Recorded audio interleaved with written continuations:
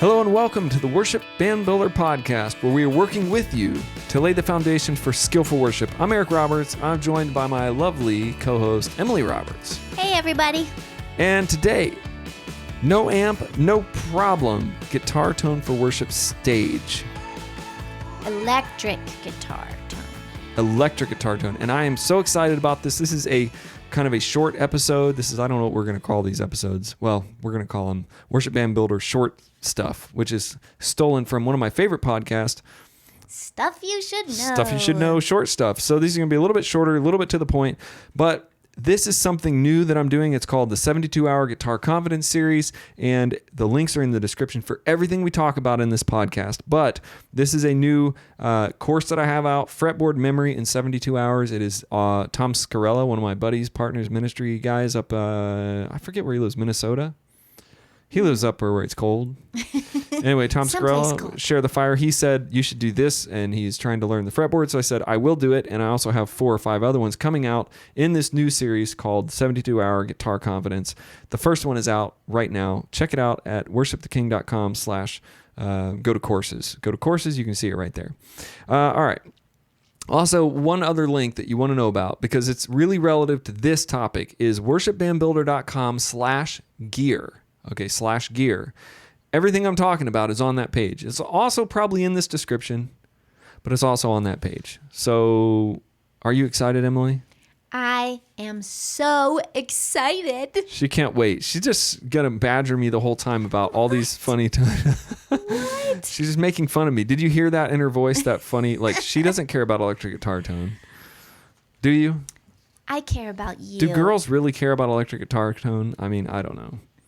I care when I listen to it. Yeah. Well, Hear okay. it. Let me tell you, Emily has firsthand experience with this episode, what it's about. You were mixing front of house at our church. Yes. Which is a miracle. She shows up. She just tears up that X32 console, mixing like a boss. And she was trying to turn down the electric guitar player. And she did turn him down, all the way down that morning. And what happened? It didn't matter because his amp on the stage was too loud. Yeah, so I couldn't mix him in. She couldn't mix him where she wanted because it was so loud on stage. So every church has this problem, and a lot of people are going to this no amp thing, which I am anti-no amp. Look, I'm from the 90s. I grew up in the 80s and 90s playing guitar, really 90s, and amps are cool. I want to feel the amp. I want to hear it. I don't care if the people in the audience are like, ah. Okay, no, it's you care. It's church, so we got to be a little more, what is it called, friendly. Back in the rock and roll days when I was playing with my Christian rock band, we would just crank up the amps and everybody would just jump around. But this is not youth group, okay? This is church, and people are getting kind of upset if your amp is too loud, okay? So first of all, if you really don't want to not have an amp, you can turn your amp around and point it at your face. What better angle than to point your own amp at your own face? Well, that would really actually be kind of helpful because every player on the stage always wants to hear themselves louder than they can hear themselves. Yeah. So why not? That's what I do. When I'm playing electric, I always turn my amp around, I put it towards the front of the stage or in front of me, and I point it right up to my face, and you can't turn it up that loud. It's better for everybody. But that's if you're going to have an amp. Don't point it at the people. If you put your amp on the stage and point it out, like at your back, you walk out there at head level and look up at the stage and listen to that amp, and it is cranking loud to the people standing out there. So there's all issues with amps. So now we got all these guys, they're taking their amps, they're putting them in the back room, right? Or they're putting them in these big boxes, or they're hiding them in other rooms in the church, just cranking them up. Because when an amp is cranked to its, to its high volume, that's when it sounds good. Oh. You can't get all that crunchy tube amp sound out of an amp that's just turned like halfway up or like a third of the way up. So that's why they're putting their amps like in another room in the church, just cranking them up, putting a couple mics in front of them. All right. Okay. That's a decent idea. We tried that. Some of our amps are behind our stage, but our stage is in the room. There's no wall that we can put them behind yet. So they're still loud back there, even when they throw blankets over them and everything else. Look, if you put your amp in a box or throw blankets over it for too long, it's going to burn it up anyway. So what I'm talking about today is no amp, no problem. I'm going to talk about a solution that I just recently came on to because I was thinking, I really don't want to use this. This was an accident. Okay. I was trying to do something in here and I'm using my amp and it's just loud and I'm trying to record and do live streams. And I'm like, I don't want this amp in here. but I have a full out pedal board, a real pedal board. Okay. And I'm like, well, I need an amp because when you plug a pedal board direct into your system, to your mixer, it doesn't sound right. Okay. It's not right. Okay. It's not right.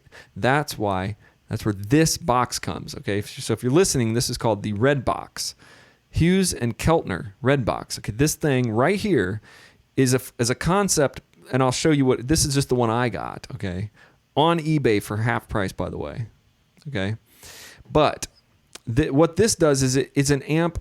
What do they call it? I'm not even sure what they call this. An amp modulator, amp simulator, guitar cabinet simulator. Okay, so this actually acts like a guitar amp.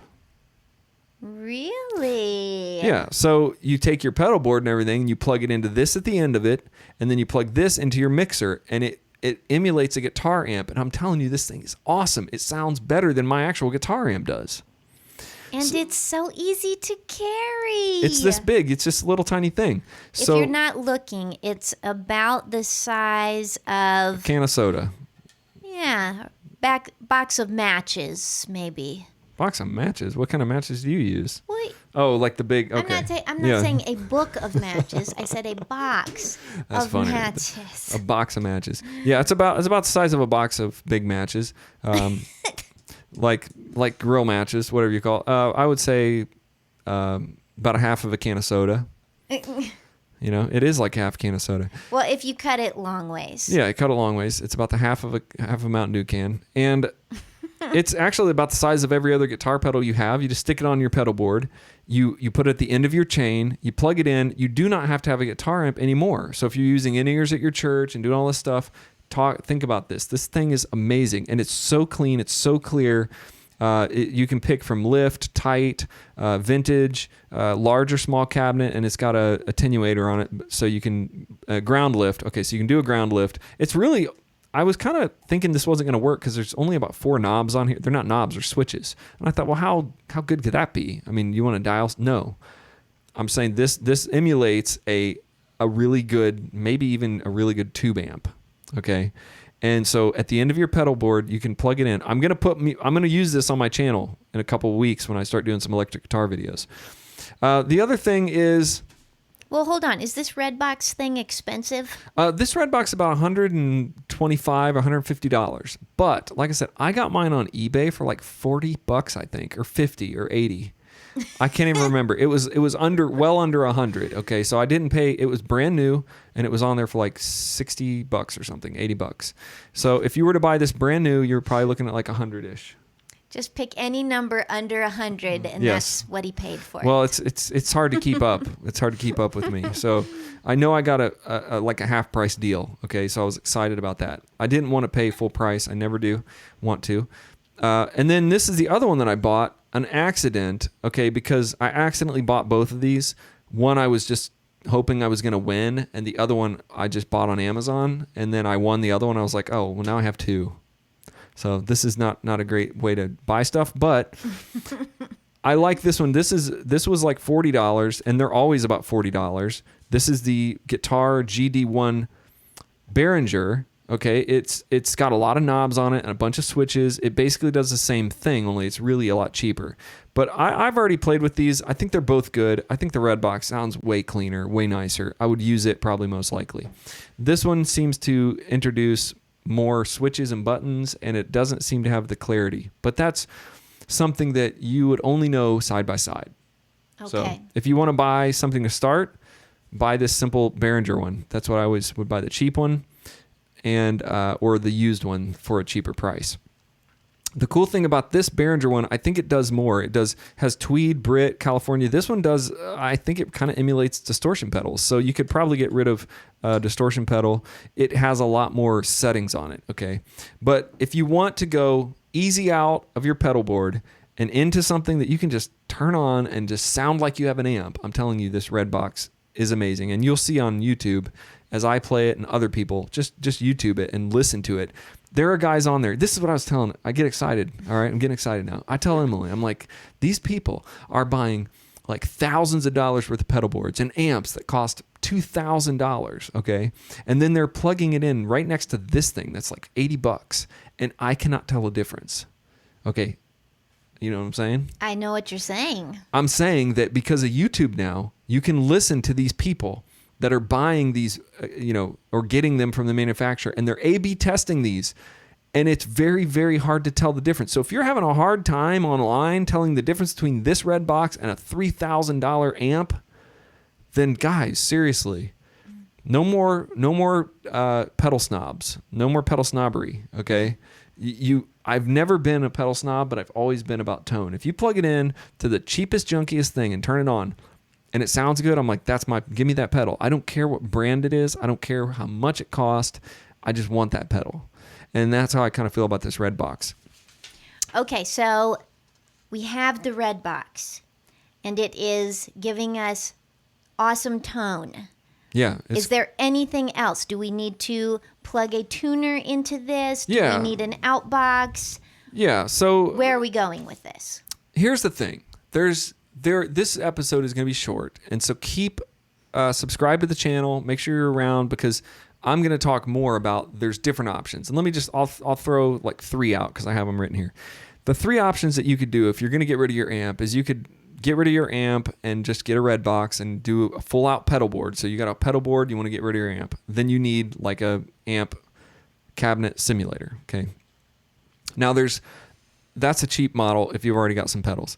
If you want to go real high end, you can go to these Helixes and these Line 6 pedals and these other Fractal.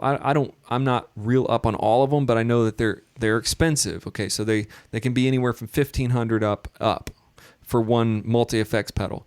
Now, if you put that against somebody's pedal board that they spent $3,000 on, then you're like, well, it's cheaper because then you have everything is in there. They're basically all in one multi-effects. Amp simulators, pedal simulators, they're everything. So you could decide to go that way and you can get rid of your amp there. And that's where the industry's going. Now I see what's happening, and what I've been building on my channel is this little rig with the iPad with Bias FX.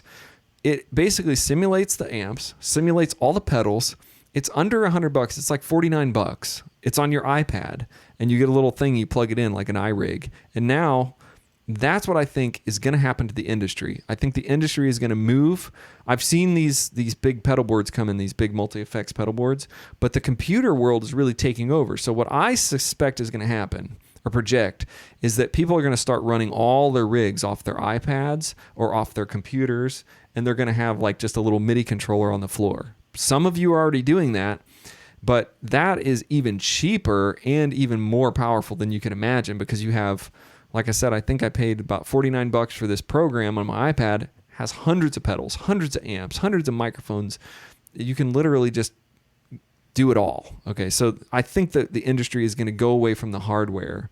So we're not buying these big pedal. We used to buy these big pedal boards where they could only have so many sounds in them, and then they would be outdated within a couple years. You buy another one, like the Line 6 pedal and everything. All right, so if you're going to go with this, you got to decide what you want to do. What I would do is I would start out, if you're really new in this, I would start out with an inexpensive or a used multi-effects guitar processor, or get yourself $500 to $1,500 and go into it. Just pick the world you want to be in.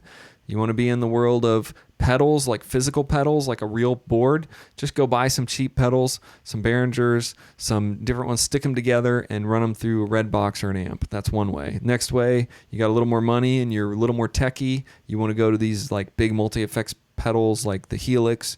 Get one of those. I mean, do you see what I mean? There's so many options. I see. So what I would do if you were really, really, I'm going to give you real basic stuff here for the end of this episode. Get a tuner pedal. Okay, let's say you're going to build your little pedal board. Okay, and I have video on that, and I built mine for well under $700. Sounds amazing. It doesn't have any pedal snobbery on it. It's just all basic pedals, under $700. Tuner pedal. You're going to need an overdrive, a distortion pedal. You're going to need a delay pedal, and a reverb pedal, and that's about it. And then an amp modeler. So, I mean, that's less than what I have. You could do that for a few $100s. Okay. And then you can just have good tone. I think you just need to really decide if you're going to get rid of your amp and you're going to really go for this. Just decide to dedicate yourself to researching. Sit on YouTube at night when everybody else is asleep. Put your headphones in and watch every pedal video you can. And just write them down and get to know them and be like, I want that distortion sound. I want that overdrive sound. I want that reverb sound, and then get them for Christmas. She got me the MXR 300 for, I think, Christmas. It's one of my favorite reverb pedals. It's just little pedal here, little pedal there, and you can build your board. Or like you're going to go into the Helix world, sit there and watch every video and just learn to program your pedal, your big multi-effects pedal, and just go for it, because you got to really take time. But this episode was really about getting rid of your amp, and I think that really, in today's world, I don't see a single reason to put an amp anywhere, even in your church, on stage at all. Wow. That's saying something. Yeah, I mean, I don't like to say that because I like amps, but I don't see how this little red box is any worse. I mean, amps are fun. That's the reason, guys. That's the reason, because they're fun and you like them. If that's why, put them on there. But if you're looking for a quick, easy, inexpensive solution to control the sound on your stage, to get really good tone still without an amp, so you don't have to carry something, lug something around, then Redbox is it. I used to carry an amp around in my band. It was 50, 75 pounds. I mean, it was huge. It was heavy. It was a disaster to carry that thing around. It was a good workout, though, right? Yeah, and it sounded good. But I think this even sounds better. So that's what we're doing today. Just let me know if you have any questions, and just work on your guitar tone. Check out the 72-hour confidence series. Check out the videos I have on my pedal board. I don't think that really guitar players should spend all of our time focused on this, but you do need to have a good pickups, good guitar, a good signal chain to where when you play, it sounds good. I've heard guitar players plug in these effects pedals and stuff that they don't know how to use them. They sound scratchy, they sound gross. You can really destroy your worship leading, your worship band. You can destroy it with a really junky tone. Like, I don't know what to call it, but it just, you know what I mean. I do. You come out with like some... Although I don't know how to say, like how does someone know if they have good or bad tone?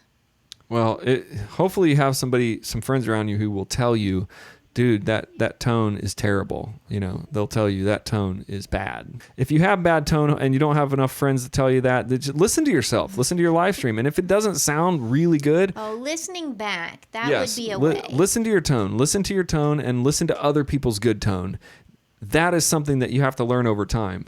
But definitely pay attention to it. And make sure you share the video, subscribe to the channel. We'll see you next time.